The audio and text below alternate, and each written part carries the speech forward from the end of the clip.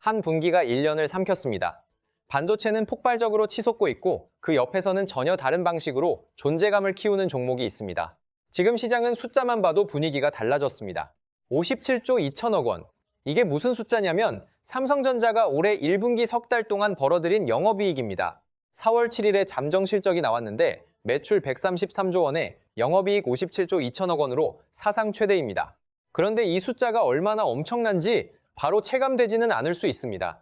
비교를 하나 해보겠습니다. 삼성전자가 2025년 한 해 동안 벌어들인 영업이익은 43조 6천억 원이었습니다. 1년치입니다. 그런데 2026년에는 1분기 석 달 만에 그 1년치를 넘어섰습니다.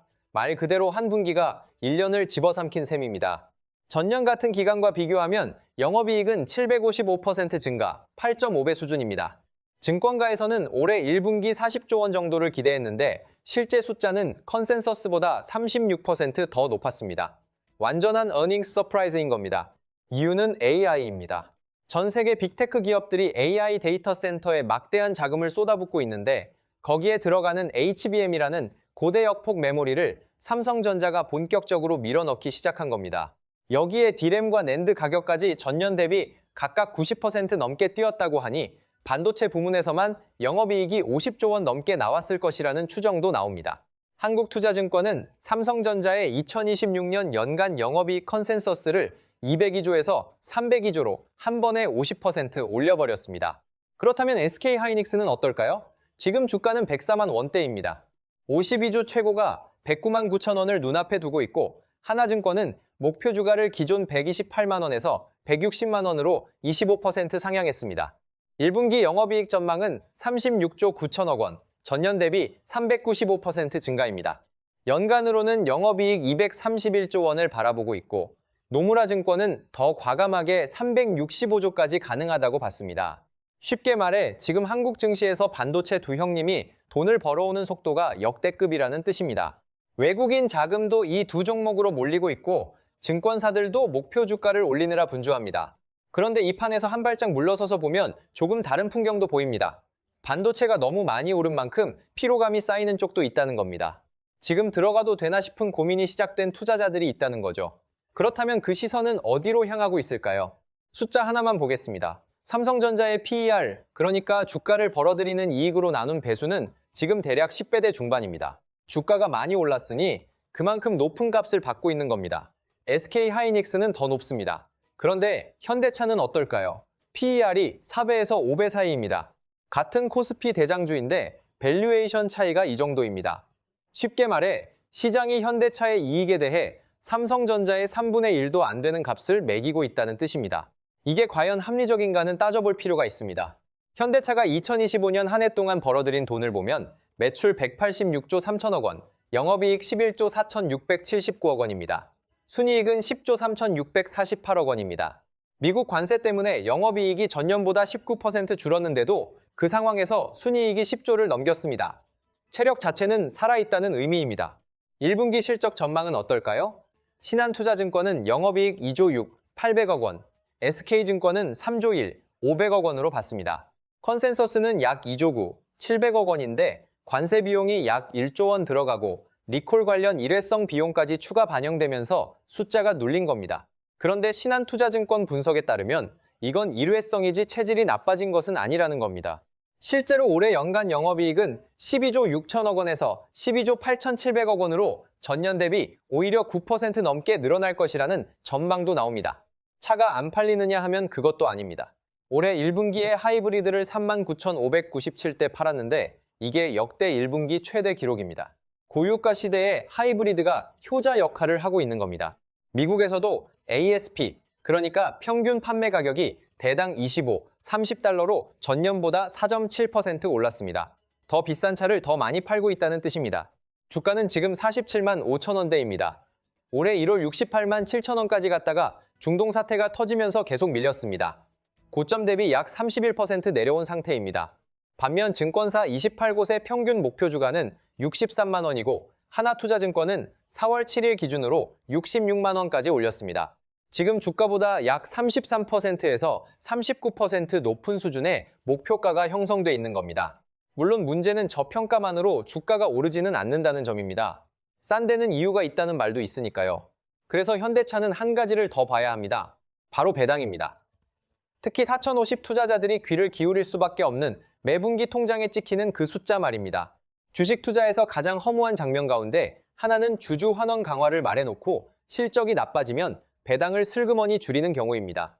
한국 증시에서 한두 번 본 일이 아니죠. 그런데 현대차는 조금 다른 모습을 보여주고 있습니다. 2024년 8월 현대차는 밸류업 프로그램을 발표했습니다. 핵심은 세 가지입니다. 첫째, 연간 주당 최소 배당금 1만 원을 보장한다. 둘째, 2025년부터 2027년까지 3년간 총 4조 원 규모의 자사주를 매입해 전량 소각한다. 셋째, 총주주 환원율, 줄여서 TSR을 매년 최소 35% 이상 유지한다는 내용입니다. 여기까지는 약속입니다. 중요한 건 실제로 지켰느냐입니다. 2025년 실적을 보면 미국 관세 때문에 영업이익률이 6.16%로 크게 떨어졌습니다. 전년보다 2%포인트 가까이 빠졌고 순이익도 24.6% 감소했습니다. 이 정도면 올해는 배당을 줄이겠다고 해도 이상하지 않은 상황이었습니다. 그런데 현대차는 배당을 줄이지 않았습니다. 주당 1만 원을 그대로 지급했습니다. 1분기부터 3분기까지 이 500원씩 500원 기말에 이 500원을 더해 정확히 1만 원입니다. 여기에 보유하고 있던 자사주고 160억 원어치를 소각했고 총 3조 566억 원을 주주에게 돌려줬습니다. TSR 35%를 달성하며 약속을 지킨 겁니다. 올해도 마찬가지입니다. 4천억 원 규모의 자사주를 추가로 매입해 2026년 안에 전량 소각할 예정입니다. 임직원 보상 목적이 아니라 전부 주주가치 제고 목적이라고 명시했습니다. 이게 왜 중요하냐면 배당이라는 건 결국 실적이 나빠져도 내가 약속한 만큼은 돌려주겠다는 경영진의 의지 표현이기 때문입니다. 돈이 줄었는데도 안 깎는다면 그건 일회성 선심이 아니라 구조적인 정책이라는 뜻입니다. 숫자로 보면 더 극적입니다. 2020년 현대차 주당 배당금은 3,000원이었습니다. 그게 2021년 5,000원, 2022년 7,000원, 2024년에는 14,400원까지 올라갔습니다. 5년 사이 배당금이 거의 5배 가까이 뛴 겁니다. 물론 2025년은 실적이 빠지면서 1만 원으로 내려왔지만 최소 1만 원이라는 바닥을 깔아놨다는 점이 핵심입니다.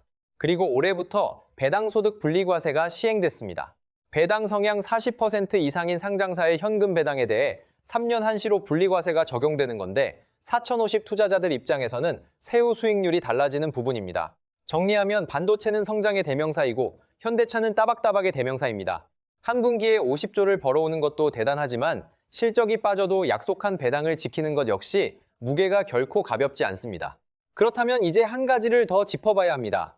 반도체도 올랐고 현대차도 괜찮아 보이는데 지금 시장 환경은 자동차주에 유리한 걸까요? 불리한 걸까요? 지금 중동에서는 전쟁이 벌어지고 있습니다. 2월 28일에 시작된 미국-이란 전쟁이 한 달을 넘기면서 호르무즈 해협이 사실상 막혔습니다. 이 해협으로 세계 원유 물동량의 약 20%가 지나가는데 하루 900만 배럴이 막힌 겁니다. 브렌트유 선물 가격은 4월 7일 기준 배럴당 144달러를 찍었습니다. 2008년 글로벌 금융위기 이후 처음입니다. 원달러 환율도 510원대입니다. 고유가의 고환율, 보통 이런 상황이면 주식시장은 좋지 않습니다. 실제로 3월 한 달 동안 외국인이 코스피에서 32조 원 넘게 팔아치우면서 시장은 롤러코스터를 탔습니다. 그런데 아이러니하게도 이 상황은 현대차의 양면성을 가집니다. 먼저 부정적인 쪽부터 보면 고유가가 지속되면 원재료 비용이 올라갑니다. 대신증권 분석에 따르면 타이어 업체는 2분기부터, 부품사는 하반기부터, 완성차는 4분기부터 생산 비용 부담이 커질 수 있습니다. 관세 비용도 여전히 연간 1조 원 안팎으로 들어가고 있습니다. 하지만 긍정적인 쪽도 분명히 있습니다. 첫째는 환율입니다. 원달러 환율이 500원대를 유지하면 현대차처럼 해외 매출 비중이 높은 기업은 환차익이 생깁니다. 둘째는 하이브리드입니다. 기름값이 오르면 사람들은 연비 좋은 차를 찾게 됩니다. 올해 1분기 하이브리드 판매가 역대 최대를 기록한 것도 우연으로 보기 어렵습니다. 셋째는 방어주 성격입니다. 실적이 안정적이고 배당을 꾸준히 주는 기업은 시장이 불안할수록 오히려 자금이 몰립니다. 삼성증권 리서치도 고유가 시기에 퀄리티 가치주, 현금 창출력이 강한 배당주를 포트폴리오에 편입하라고 조언했습니다. 그리고 하나 더 있습니다.